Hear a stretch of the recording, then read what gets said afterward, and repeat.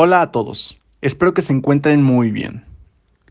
En el video de hoy vamos a hablar acerca de los trasplantes, de cómo nuestro sistema inmune responde ante un trasplante.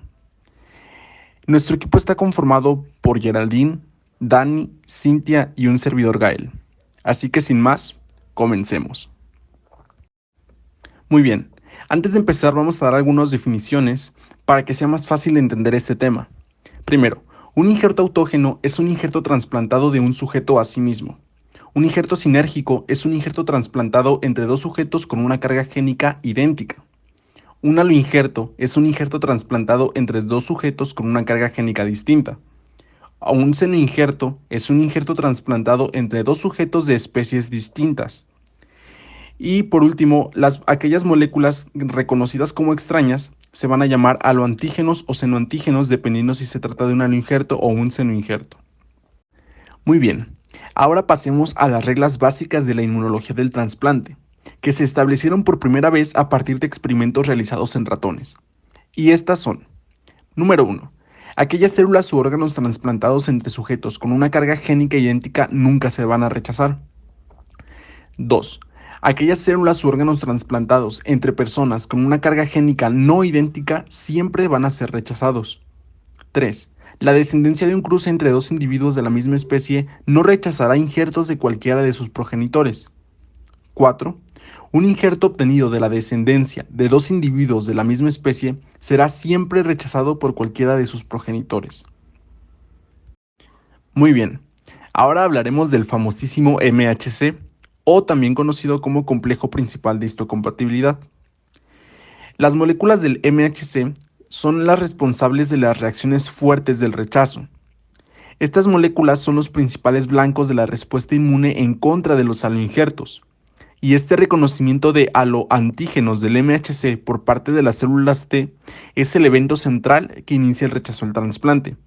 Un dato curioso de mencionar es que para descubrir las moléculas del MHC también se hicieron experimentos en ratones, y también es importante mencionar que el MHC humano es también conocido como HLA, que significa antígenos leucocitarios humanos. Pero ¿cómo ocurre este reconocimiento? Bien, las moléculas halógenas del MHC de un injerto pueden presentarse para su reconocimiento por los linfocitos T de dos maneras muy diferentes, llamadas vía directa e indirecta. En la vía directa, las moléculas intactas del MHC presentadas por las células en el injerto van a ser reconocidas por los linfocitos T sin la necesidad de una célula presentadora de antígeno del anfitrión, a diferencia de la vía indirecta, donde sí es necesaria esta célula presentadora de antígeno del receptor para que se lleve a cabo el reconocimiento. Ahora bien, la respuesta del linfocito T al órgano injertado se puede iniciar en los ganglios linfáticos que van a drenar al injerto. Ahora bien, los linfocitos CD4 y CD8 van a producir el rechazo al injerto por mecanismos diferentes, mientras que los CD4 van a producir citocinas que dañan a los injertos a través de una inflamación. Los CD8 van a matar directamente a las células del injerto que expresen las moléculas de la clase 1 del MHC. Ahora le cedo la palabra a mi compañera Daniela. Ahora yo les hablaré del rechazo, el cual es una de las principales complicaciones que existe al hacer un trasplante, en el cual el sistema inmune de la persona que recibe el trasplante lo reconoce como algo extraño. Esto es algo que se quiere evitar, por lo que el sistema inmune debe ser atenuado. Existen también diferentes tipos o patrones de rechazo, los cuales se reconocen histopatológicamente por el tiempo que tardan en aparecer y sus componentes. El primer patrón de rechazo que les voy a hablar es el hiperagudo, el cual se caracteriza por producirse dentro de las 48 horas del trasplante.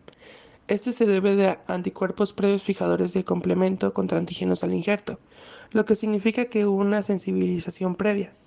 Se presenta trombosis de vasos pequeños y finalmente el infarto del injerto. Este se ha vuelto inusual a medida que ha mejorado la evaluación previa del trasplante. El siguiente tipo de rechazo es el agudo, el cual se refiere a la destrucción del injerto después del trasplante y tiene las siguientes características. Ocurre alrededor de los 5 días después del trasplante, ya que esta respuesta está medida por células T anti-injerto nuevas. Se caracteriza por la infiltración de celular mononuclear con diversos grados de hemorragia, edema y necrosis. Este es responsable de alrededor de la mitad de todos los episodios de rechazo que ocurren en los primeros 10 años del trasplante. El último patrón de rechazo es el crónico, el cual se refiere a una disfunción del injerto que a menudo se presenta sin fiebre. En su forma típica, tarda de meses a años después del trasplante, pero a veces logra hacerlo en semanas.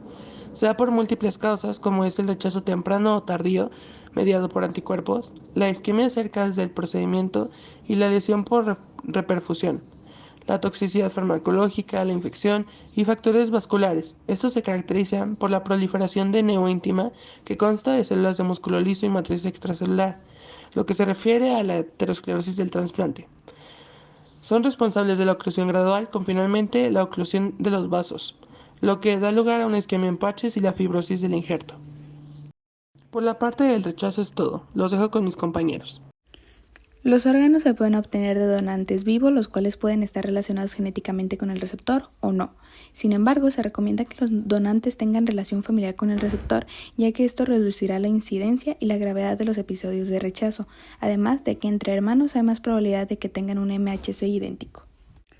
Por otro lado, también se puede obtener órganos de donantes muertos o de cadáveres. La ventaja es que son fuentes de cualquier órgano trasplantable, e incluso de órganos que no se pueden extirpar en un donante vivo, como el corazón. El HLA es nuestra huella genética que nos da la diversidad y nos hace diferente a los demás. Sin embargo, al momento de un trasplante, esto se puede convertir en nuestro peor enemigo, ya que para que nuestro cuerpo acepte el trasplante, el HLA del receptor y el donante deben ser lo más parecido posible o compatibles. Pero, antes y después de un trasplante, ¿cómo podemos disminuir el riesgo al rechazo? Antes del trasplante, primero debemos minimizar las diferencias. Mediante pruebas de laboratorio se busca que el receptor y el donante sean lo más compatible posible para evitar causar daño. Un ejemplo de esto son los exámenes de grupo sanguíneo para comprobar si son compatibles en ese aspecto. Después de realizar el trasplante se necesita que el sistema inmune no lo ataque, por lo que actualmente se utilizan medicamentos que inhiben o matan a las células responsables de la inmunidad, es decir, linfocitos T. Un ejemplo de ello son los inhibidores de las vías de transmisión de señales de linfocitos T. El más utilizado y con gran eficacia son los inhibidores de la calcineurin ciclosporina que evitan la producción de IL-2.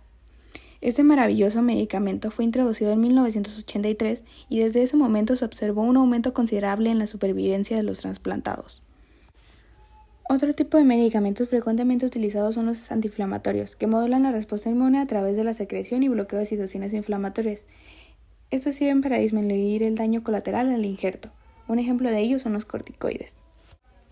Como no todo podría ser bueno, tiene su contraparte, la inmunosupresión. Los fármacos conllevan al paciente a este estado en el que su sistema inmune es muy bajo e incluso está en un estado dormido, y como consecuencia aumenta el riesgo de infecciones y tumores. La desventaja es que los pacientes trasplantados viven toda su vida en este estado y por lo tanto deben tener muchos más cuidados. La transfusión sanguínea es una forma de trasplante en la que sangre completa o células sanguíneas de un individuo se transfieren por vía intravenosa a la circulación de otro.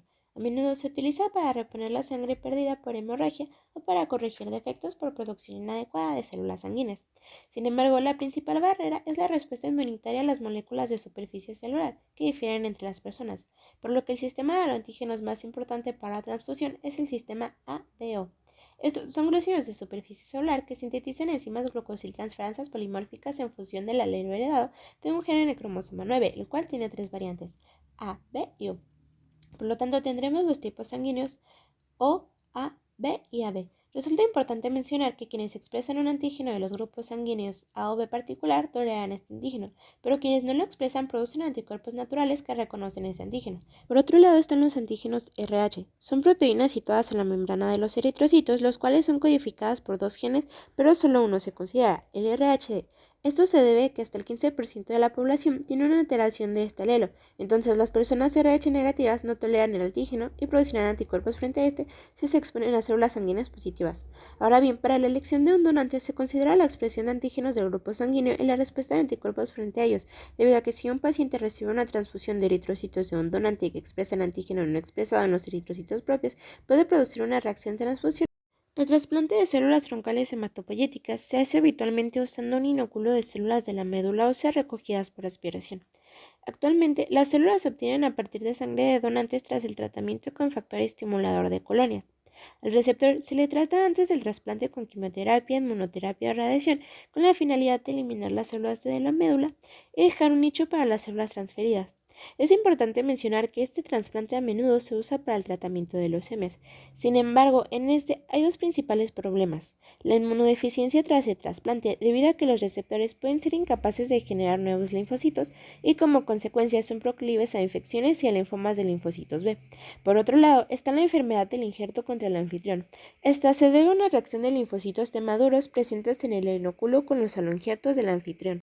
Muchas gracias por su atención. Les dejamos el QR para que ingresen a la infografía completa.